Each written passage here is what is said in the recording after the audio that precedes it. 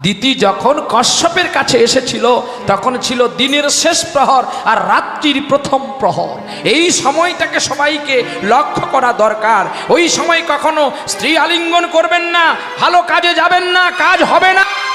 আর ওই সময় বসে কখনো কিছু খাবেন না।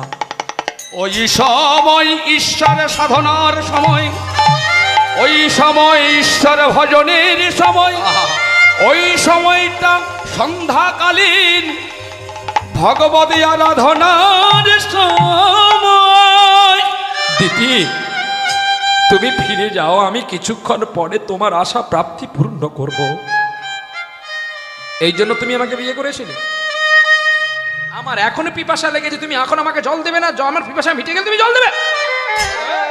যাই হোক, তুমি আমাকে এখনই জল দাও। দিদি তুমি তো যোগ সাধনের ফল জানো না, আমি জানি, তাই আমি তোমাকে বলছি তুমি ফিরে যাও। শুনলো না দিদি? জোর করে ঋষি কশ্যপ কাঁদতে কাঁদতে রতি দান দিল। আর দেওয়ার সময় গোবিন্দকে ডেকেছিল, নারায়ণ তুমি আমার সন্তানকে রক্ষা করো। ও গো নারায়ণ,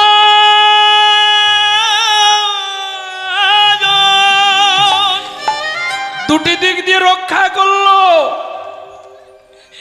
একদিকে গোবিন্দ বলেছিল অসুর কুলে আসবি, আমি তোকে কৃপা করব।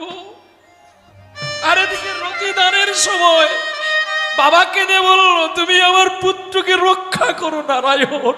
আরে দিতির গর্ভে জন্ম নিল দুটি পুত্র। বড় ছেলের নাম হলো হিরণ্যাক্ষ আর ছোট পুত্রের নাম হলো হিরণ্যকশিপু। 100টা হিরণ্যকশিপুর যা ক্ষমতা, একটা হিরণ্যাক্ষের তা ক্ষমতা। দিকে দিকে দিকে দিকে বড় হয়ে উঠলো, প্রভাবশালী হয়ে উঠলো, স্বর্গ মর্ত জয় করতে শুরু করে নিয়েছে। হিরণ্যাক্ষ থাকলো কোথায়? হিরণ্যাক্ষ ছিল পাতালে, কিন্তু না, ও পাতালে ছিল না, ও পালিয়ে গিয়েছিল ভয়ে পাতালে।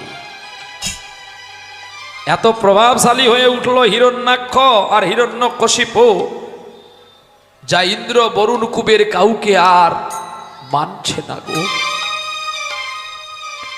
বিবাহ করল কনিষ্ঠ পুত্র হিরণ্যকশিপু, স্ত্রীর নাম হলো কয়াধু। ঠিক বাবার মতোই ওই ত্রিসন্ধ্যা কালে সন্তান জন্ম উৎপাদন করলো। 3টি সন্তান হয়ে গেল, অসুর কুলের সন্তান। যেমনি বাপ তেমনি তার বেটা। শেষে কয়াধু হিরণ্যকশিপুকে অনুরোধ করলো, এবার যদি তুমি আমার কাছে আসো, একটু সময় দেখে এসো না গো। অসুর কি আর জাতপাত সময় মানে গো? তার লক্ষ্য শুধু আমি কাউকে খুন করে তার সব হরণ করে নেব। আপনারা দেখেন না, এখনো কোনো কোনো অপরাধ ক্ষমা করবেন, কোনো কোনো জমিদার বাড়ি আছে, কিন্তু জমিদার বাড়িটা আছে আর কিছু আছে কেন বলো তো? না, তারা শোষণ করেছে, আরে মানুষকে পিটিয়ে মেরেছে, হত্যা করেছে, খুন করেছে। জমিদার, তার উপরে কথা বলতে কেউ পারবে না। তোর বাবা চাল নিয়েছিল, এই জায়গাটা আমার নামে লিখ, সই করে নিল, টিপ সই করে নিল। এখন কোথায় যাবে? আছে আর কিছু? সব শেষ। এই জন্য বলে জীবনের খাতার পাতাটাকে শুদ্ধ করে যাও, যদি বেশি দিন কিছুদিন মানুষের কাছে পুণ্যত্ব লাভ করতে চাও। কাউকে ঠকিয়ে, কাউকে কষ্ট দিয়ে নিজেকে বড় হতে যেও না। আরে কারণ তুমিও তো একদিন এই পৃথিবী ছেড়ে চলে যাবে। কি হবে কাউকে কষ্ট, যন্ত্রণা, বেদনা, দুঃখ দিয়ে?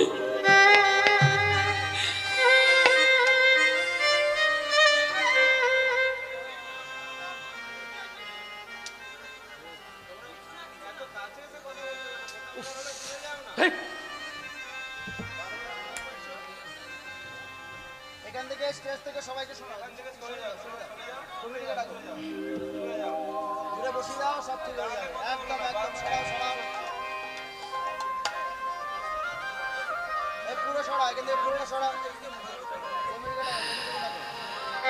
দয়াল রে কত লীলা জানো, দয়াল রে কত লীলা জানো, দয়াল রে কত লীলা জানো,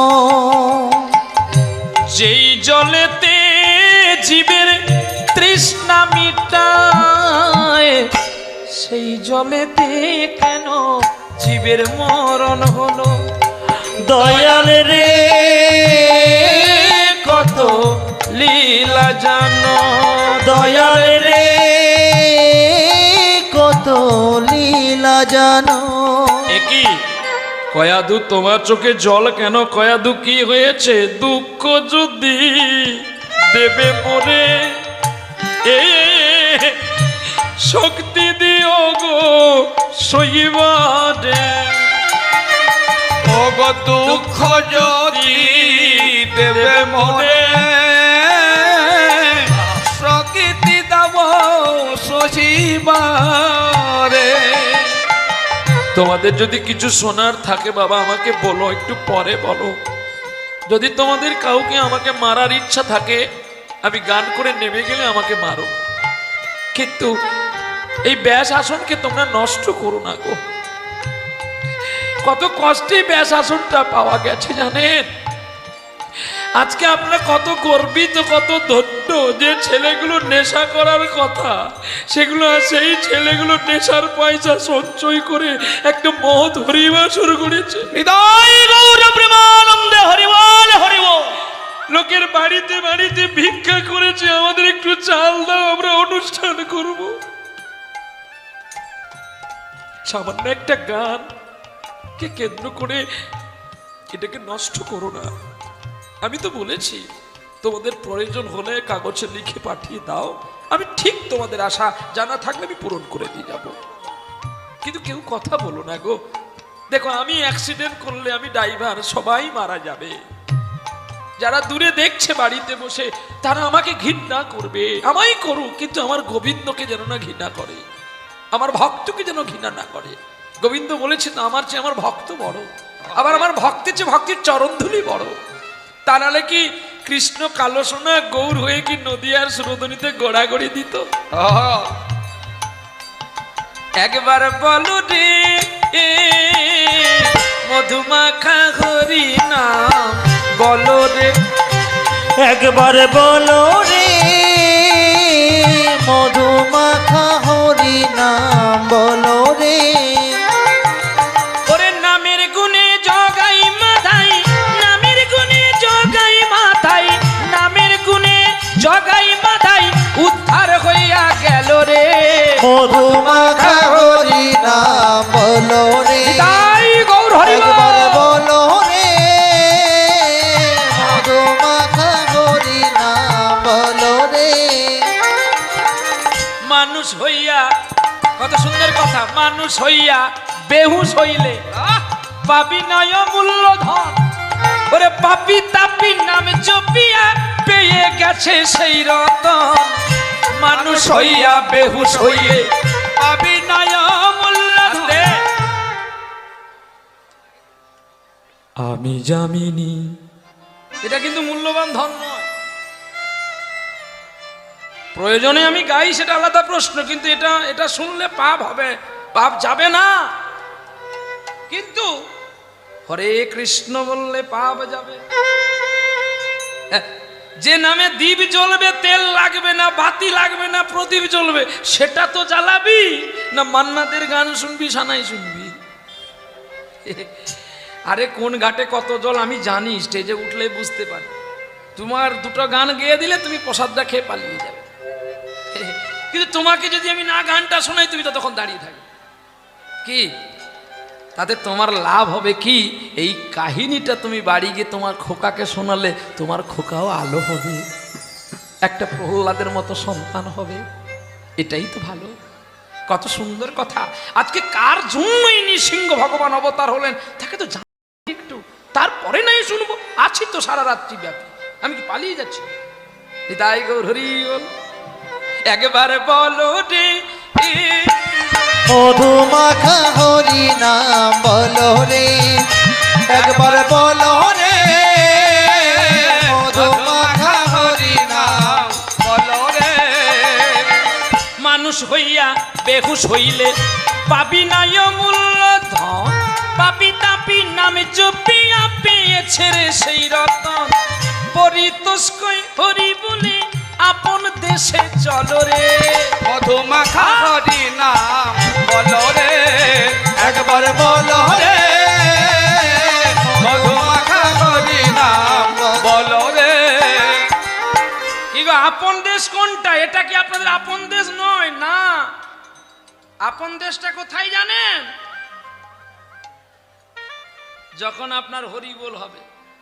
কি গো, আচ্ছা হরিবোল যখন হয়, মানে আমি যখন মারা যাব, আমাকে যখন শ্মশানে নিয়ে যাবে, বলো হরি হরি বল করে করে, হ্যাঁ, দেবু যাবে সঙ্গে, আমি যখন যাব ও যাবে, এখানে কমিটিও যাবে, যদি কেউ ভালোবাসে যাবে তো। কিন্তু সকলে তো হরি বল বলে, একজন বলে বলো হরি, আর 10 জন কি বলবে? হরি বল। ওরে এই কানেতে আমার আর শোনা হবে না রে, শোনা হবে না। সবাই আসবে আমার বিয়ে, ওরে আমার দেখা আর হবে না। ওরে আমার যখন হবে গো বিয়ে, আমি জানতে পারবো না, আরে আমি জানতে পারবো না। আমার বাসর হবে কাষ্ঠতে সাজায়, ওরে অগ্নি রবে ভিতরে ভরা রে। ওরে আমায় একা ফেলে সবাই চলে আসবে, ফিরে তো কেউ দেখবেন না।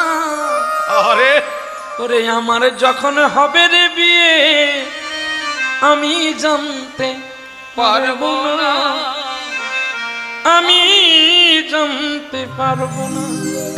আহা, ভাব করে যারে করলাম রে বিয়া, আমি ভাব করে যাকে করলাম বিয়া, ওরে শেষের দিনে গোবর ছড়া বিদায় দেবে রে হাসিয়া। হরি বল। ওরে দুদিনের জন্য ফেলবে বাড়ি, সপ্তাহ পরে আর রইল না।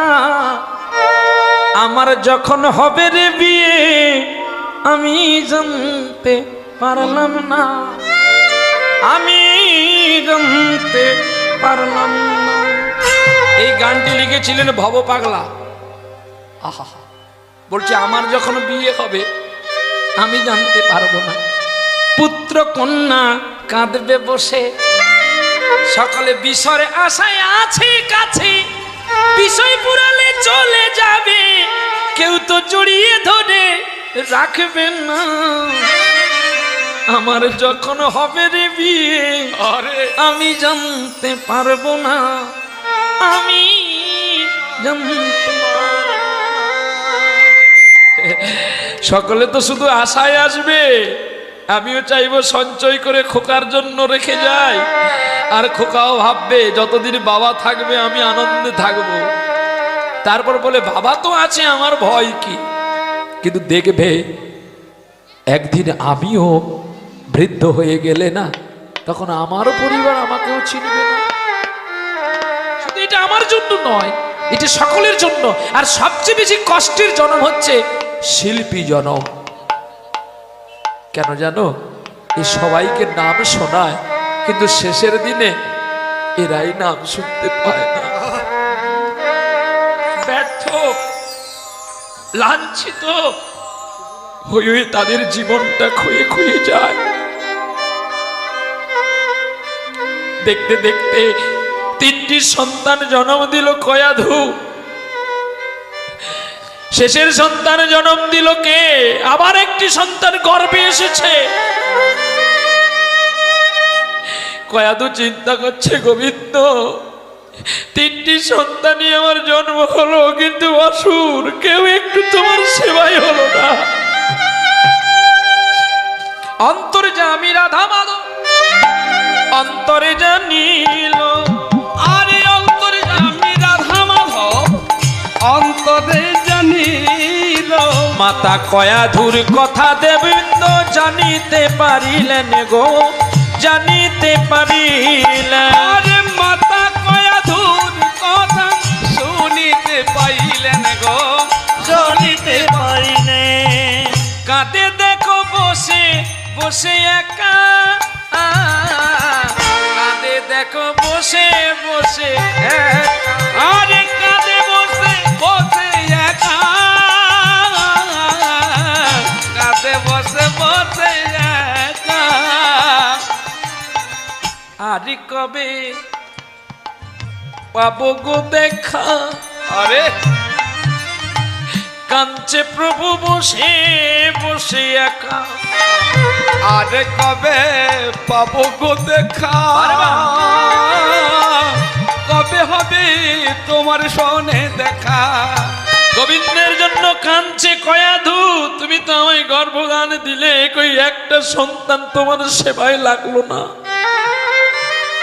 অন্তর্যামী গোবিন্দ জানতে পারলেন কয়াধু কাঁদছে, আর বিলম্বের অবকাশ করার প্রয়োজন নেই, রতিদান হয়ে গেছে, এখনই যাও। এই নারদ, এই! আর ওখানে কি হচ্ছে? এই! ভগবান যন্ত্রণা করে মারবে, গান আর গাইতে আরে এই! আরে আপনারা ফিরে কি দেখছেন ওখানে? আরে যা সর্বনাশ, ওখানে কিছু নাই। ভগবান নারদকে বলছে আর আপনারা পিছন ফিরে দেখছেন। এই নারদ, একদিকে শোনো শোনো।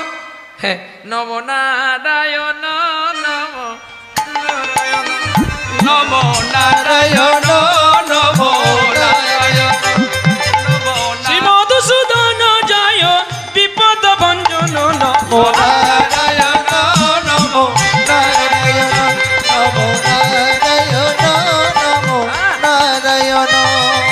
নারায়ণ নারায়ণ নারায়ণ। তুমি আদেশ করো, সারা জবন যদি শুধু নারায়ণ নারায়ণ করো, আমার কথা পালন করবে কখন? প্রভু আমায় বলো বলো, আজ্ঞা করো। তুমি এখনই যাও। হিরণ্যাক্ষ আর হিরণ্যকশিপু খুব উন্মাদ হয়ে উঠেছে, কেউ না ডাকলে আমি যাব কি করে? এই সময় চলে গেছে হিরণ্যকশিপু একটা সাধনাতে, এই সুযোগে তুমি কয়াধুকে নিয়ে চলে আসো। সে কি নারী হরণ করা আমার অপরাধ? আমি তোমাকে আদেশ করছি, তুমি যাও। ও হবে তোমার মা, তুমি হবে ওর পুত্র। যাও। হ্যাঁ, আজ্ঞা করুন, যাচ্ছি। ঢেকির বাহনে চড়ি চলিল নারদ, আরে ঢেকির বাহনে চলি চলে নারদ। চুপি চুপি করে যাচ্ছে, এখন আর সঙ্গীত গাইলে হবে না। চুপকে চুপকে কাগারে পূর্বে চুপকে চুপকে কাহারে পূর্বেরিয়া, दिल से पुकारे आ जाना रे, मंदिर में तू आ जाना। চুপকে চুপকে কাহারে পূর্বেরিয়া, चुपके चुपके কাহারে বলবেলিয়া। নারদ চুপি চুপি করে যাচ্ছে, আর নিরালা ঘর পেয়ে আনন্দ মনে নয়নের জল দিয়ে নির্জনে বসে গোবিন্দকে খোঁজ করছে কয়াধু। ভগবানকে পাওয়া যায় কোথায় জানো? নির্জন। নির্জন জায়গা ছাড়া, নীরব জায়গা ছাড়া ঈশ্বরকে পাওয়া যায় না। যদি কেউ মনে করেন যে আমি সবার কাছে খুঁজে নেব, হয় না। ভগবানকে খুঁজতে গেলে নির্জন খুঁজতে হয়। খেলিছ এ বিশ্বলয়ে বিরাট শিশু, আনে মনে খেলিছ। প্রলয় সৃষ্টি তব পুতুল খেলায় নিরজনে প্রভু নিরজনে খেলিছ এ বিশ্বলয়ে। আমার সঙ্গীতের মাঝখানে কেন আমি কর্পূর চন্দনের গন্ধ পাচ্ছি, নপুরের শব্দ পাচ্ছি? কে তুমি? কে কে আসছো? মা, আমি তো তোমাকে চিনতে পারলাম না। আমি দেবর্ষি নারদ। আমাকে প্রভু আজ্ঞা করেছে তুমি চলো, একবার চলো। প্রভু আজ্ঞা করেছে তুমি চলো। জানো দেবর্ষি নারদ, আমি তোমাকে প্রণাম জানাই। তোমার ভগবানের চেয়ে আমার স্বামী বড়। আমি আমি পতির আজ্ঞা ছাড়া আমি যেতে পারবো না। মাগো, আমাকে প্রভু পাঠিয়েছে, তোমাকে কৃষ্ণ নাম শোনাতে হবে। আর কৃষ্ণ নাম না শোনালে তোমার গর্ভে কৃষ্ণ ভক্ত আসবে কি করে? মা চলো। কয়াদু বেরিয়ে বললেন, আর বিলম্ব করলেন না। প্রভু আজ্ঞা করেছে, স্বামী অভিশাপ দেয় দিক, কিন্তু আমার পুত্র যদি কৃষ্ণ ভক্ত হয় তাতেই লাভ। নারদ নিয়ে গিয়ে মা কয়াদুকে প্রসাদ দিলেন। কি গো, আপনাদের ঘরে গর্ভবতী মায়েদের সাদ দেওয়া হয় তো নাকি? হ্যাঁ তো, হ্যাঁ সাদ দেওয়া হয়। কবার? আগে কবার বাবা? বলো বাবা, তুমি যখন বলেছো তুমি বলবে। হ্যাঁ কবার রে বাবা? 3 বার। তুমি কবার খেয়েছো? হ্যাঁ বলে, খোকা আমি তো জানি না, আমি তো খাই না। স্বাদ যে খায় সে জানে। তাহলে বাবা কি জানে স্বাদের মর্ম? জানে কে? মা। কি স্বাদ দেওয়া হয় মায়েদেরকে? বললে রাগ করবেন, বলবো না, চলে যাই নাকি? হ্যাঁ বলতে হবে। স্বাদ মানে ওই তো কাতলা মাছ আর মুরগি, আর যদি পারো একটা ছাগলকে মেরে দিলে আরো ভালো। বলছে ডাক্তারবাবু বলেছে তো সার না খেলে সার বাচ্চা হবে না। তো হিসাবটা বুঝে নিবেন। বাঘ কি খায়? ছোট্ট উদাহরণ দেখো, বাঘ কি খায়? মাংস খায়। হরিণ কি খায়? বাঘ আর হরিণ যদি প্রতিযোগিতা হয় যুদ্ধ দৌড়ে, কে ফার্স্ট হবে?